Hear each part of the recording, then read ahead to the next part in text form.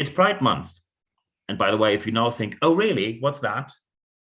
Or maybe you think, is that the reason why everything is suddenly rainbow colored on LinkedIn on my profile? Yeah, that might be the reason. However, it is more than that. We need to talk about Pride Month, and deliberately, I choose not to do it last week because some people emailed me immediately and said, why didn't you address Pride Month when you had an episode published on June 1st? Well, there is a reason for that. I received countless emails on June 1st of people who realized, oh, it's Pride Month, and they were not aware of that before. And the good aspect. So, by the way, some people just said, "Oh, there's Pride Month." Total nonsense, isn't it? No, it's not. So these emails were a bit sad, to be fair. But 90% of the people actually ask for help and say, "Look, we see we need to do something there. I just don't know what to do, and I'm really afraid to do something wrong, and I don't want to do something wrong. What can I do?" And of course, we have to look at what can go wrong. There is an immediate danger when we get straight into it, looking at the problems here. There is an immediate danger that people, of course, accuse you of pinkwashing. Pinkwashing means that you pretend that you are very diverse or interested in diversity, equity, and inclusion, and actually you are not when they look at the facts in your organization. If you don't know what pinkwashing is, maybe you heard of greenwashing, pretending that you care about the environment, but looking at the facts, you do not. So that's greenwashing. And pinkwashing means you welcome the pink pound, you like to take the money of people with a diverse background, but you don't want to do anything really in your organization to make the world a better place in that respect. And of course, when you now approach diversity, because some people immediately, and some people even addressed that in emails to me, they said, oh, well, when people don't have children, so first, hello, 2022, people with a diverse background, let's say lesbian or gay or trans couples of the same sex or gender identity or even biological gender, if you want to bring it down to that, which I would commend you not to do, they can adopt. However, the numbers still, and this is unambiguous, there's a high probability that they do not have children. Congratulations to find that out. And immediately some people found out, well, when they don't have children, we don't have to give them spare time for children and no additional costs for kindergarten and school and any other subsidy to pay. When that is your approach to diversity, very economic, I give you that, but not very honorable. It shows your character when you approach diversity only from a cost-benefit ratio. Of course, when you only act in favor of diversity because it's expected, but you not really support the matter, it is not really better. If you have a bad consciousness for not doing something in the last years, and now you do it because just to silence your bad consciousness and bad feelings, better than doing nothing, still not the most honorable motivation. And of course, the worst case is to just ignore it. So now we have to look into what does it actually mean, because people realized they started with diversity, correct, and then there was D&I, diversity and inclusion, exactly, and suddenly we have DEI, diversity, equity and inclusion, and that's the point where many people do not really know what to do with that because they don't even know what does that mean. And when we look at diversity, having people with a diverse background, so not only the most privileged people in society, which means white, male, straight, cisgender, then we have to look into what does it actually mean. And I give you a very practical example. Let's say you work in an organization and I, as the now assumed CEO, decide the following. Everyone gets a subsidy for having their children brought and taken back to school, maybe help with school supplies. So everyone gets 500 euros or dollars or pound or whatever currency you work in.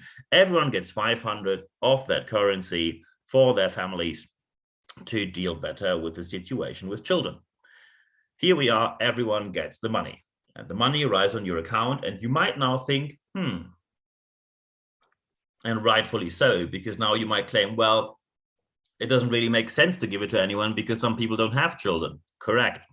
Also, you might now claim that you say, well, could you please explain to me why the receptionist gets 500 and the people on board level as well, who probably don't need the money? Exactly, because they probably already have the financial means and they don't need the additional 500. So the first approach is when you have diversity, it is about representation, participation, because there's a very strong scientific backing. You get better results and of course, better innovation, which is important for your products, research and development, market approach, sales, everything. You get better results in business when you are more diverse. However, especially the equity bit is something that people do not understand. When I say you all get the same and that must be what we're looking for, no, it is not. There's a difference between equality, which means everyone is just equal and gets the same, and equity, which is more focused on justice. I give you an example. And there was an internet meme. If you don't know what a meme is, hello boomer, sorry. If you don't know what a meme is, internet pictures, very roughly speaking, funny internet pictures, or something which is sometimes even educational. And this meme was very educational. There was a comic strip painted, and when someone drew this comic strip, there were 3 children and they tried to look over a fence to watch a sports game. However, all 3 children had a different height. So every child received 1 wooden box to stand on, and that is equality. It means the child that actually was already tall enough to look over the fence now can look over it even better. The child that is on the mid-size range of the 3 now can stand on the box, still hardly see anything, but at least they can look over it so they can watch the game. And the smallest child stands on the box, still can't see a single bit. So, of course, the right aspect when you have 3 wooden boxes was give 2 boxes to the smallest child, so the smallest child can watch the game. The middle one needs 1 box, can watch the game, and the tallest one can watch the game without any box to stand on. So equity is focused on justice, equality simply on giving everyone the same, and equality does not solve the issue. I saw, and that is one of the most horrible motivational advices I ever heard, and that means quite something. One motivational speaker, I'm not going to mention the name, motivational, inspirational speakers are 99% driven by absolute utter nonsense, oversimplified one-liners. And really, if you thrive on motivational, inspirational speaking, please check science, because otherwise you will embarrass yourself in your organization. We have to drive businesses based on facts, not based on comforting one-liners. And this motivational speaker said, when you give a rich person $1,000, they probably double it within a year. When you give a poor person $1,000, they waste it and it's all going to be gone in 3 months. And the conclusion for the motivational speaker was, when you are rich, you are smart enough to know how to invest. When you're poor, you're too stupid to do that. And that is nonsense on a level which is painful to listen to.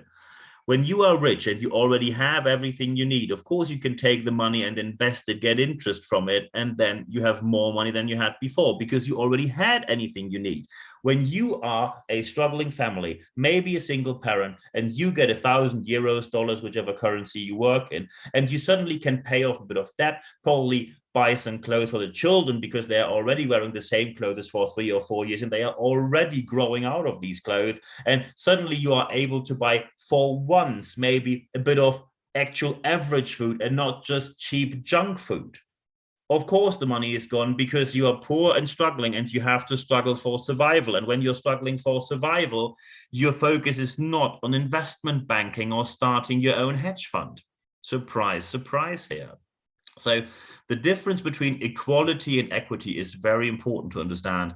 And as long as you do not understand that, you are not only a mediocre or even worse leader, you also will make wrong decisions in business, especially with respect to diversity. And that, I don't want to threaten you with anything, but that will endanger your career in the future.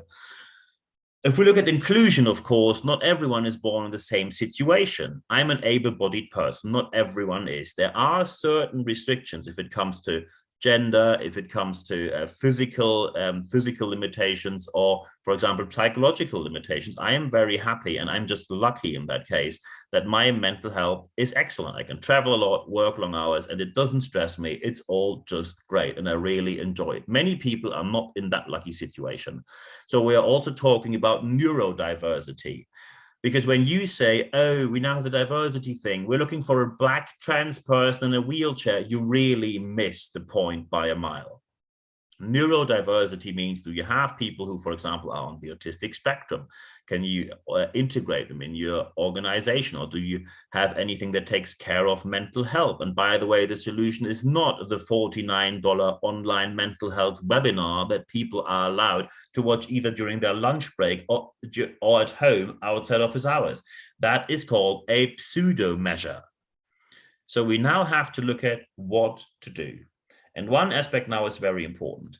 When we look at inclusion, of course, you try to balance out indifferences. You need participation. And of course, you need to promote people that they actually participate, because many of them don't have the self-confidence due to prior experiences, and they just try to desperately blend in.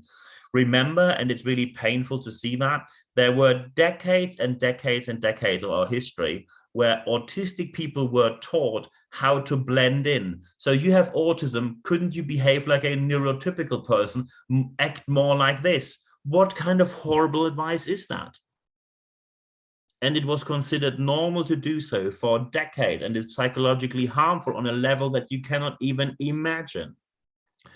So the first step, and by the way, if you are now already taking diversity training, you can always spot bad diversity training when people start straightforward with insults and say, you do it all wrong, you have to change it immediately. If you don't, you're the most horrible person.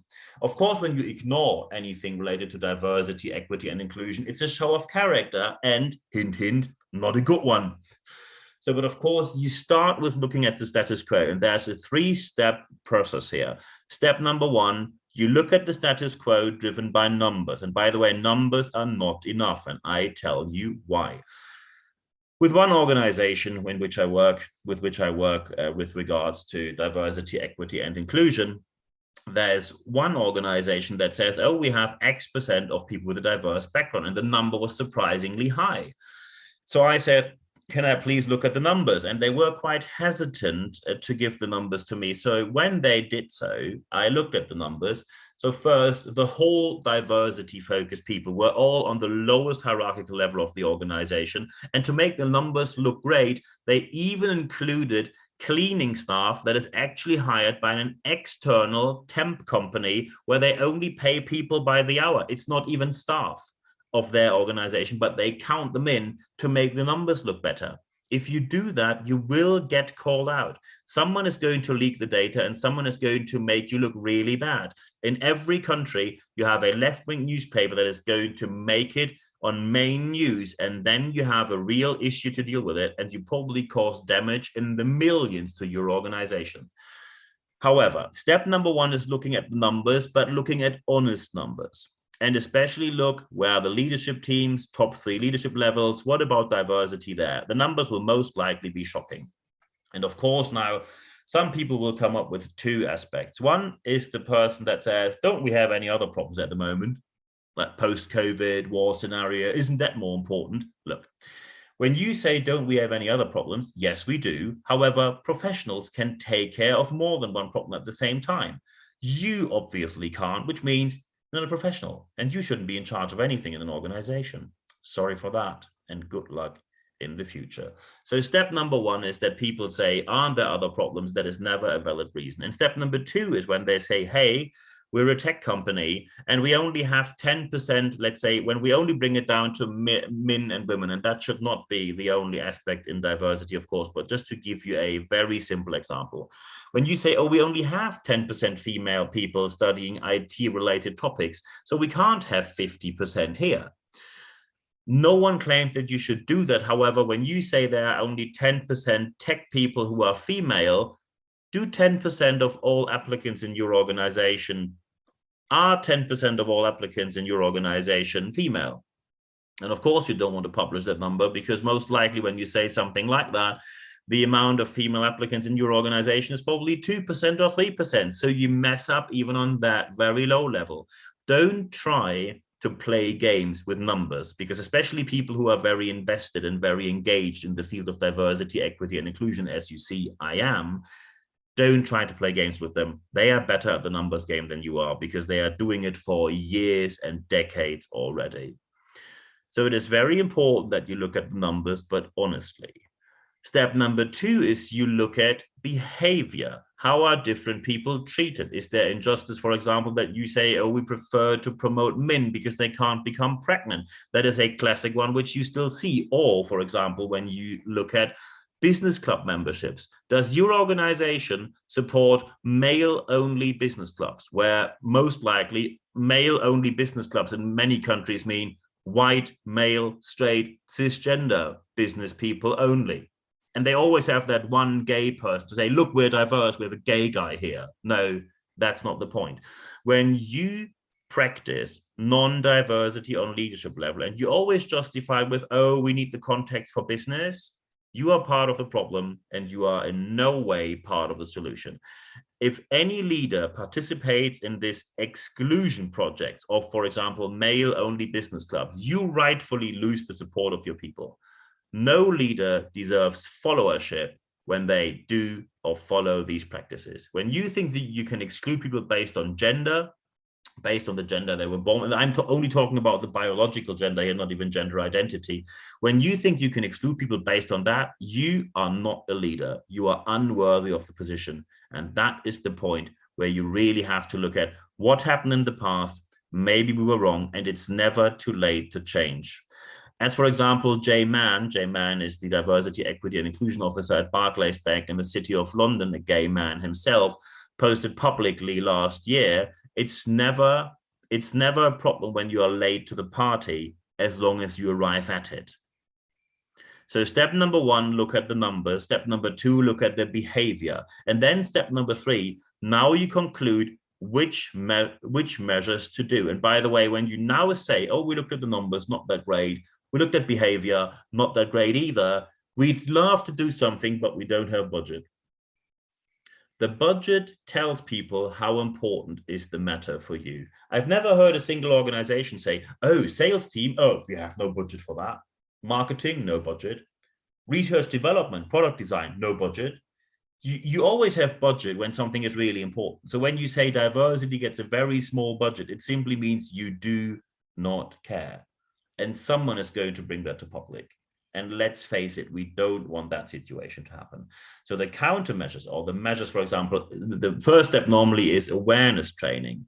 That always helps to get the topic onto people's minds.